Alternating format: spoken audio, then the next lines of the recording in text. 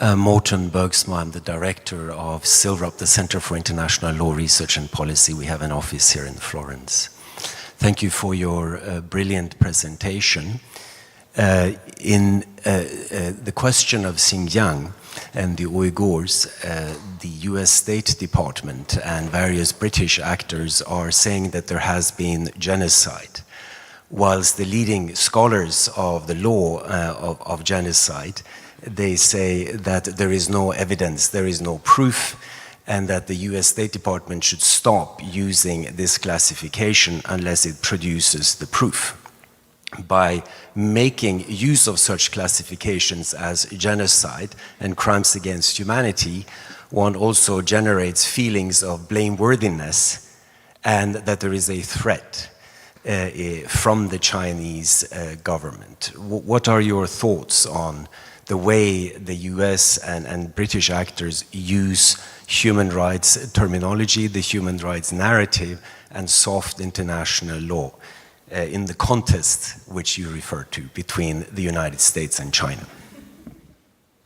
Well, it's part of the information warfare that makes it very difficult for us sometimes to know what to believe and what not to believe.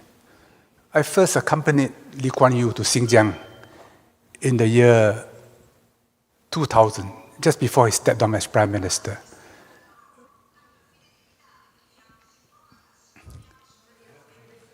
It's okay. That's not Xinjiang. Yeah. I was surprised when I went there to find that road signs were in Roman characters, in Chinese characters, and in Arabic characters. So I asked accompanying Chinese officials, I said, when did that happen? Oh, he said Mao Zedong wanted it. In fact, when the communists took over, they restored the names of many places to their Uyghur names. But of course, the Chinese attitude is, you're a minority, you threaten me politically, I smash you. Like they did with Yaqub Bey in the 19th century, the Qing dynasty. But if you don't threaten me, then I'm very generous to you. In fact, I treat you better than Han people. So the population policy never applied to the Uyghurs. And that's why there are many more Uyghurs today in proportionate terms than Han Chinese and any other group. So there's certainly no physical genocide. In 2001 August, I went back to Xinjiang, the trade delegation, and I went to Kashgar. In Kashgar, I saw women in Central Asian burqas, which is a whole basket put on top of their head. I was shocked. I asked Chinese officials, I said, why do you allow this?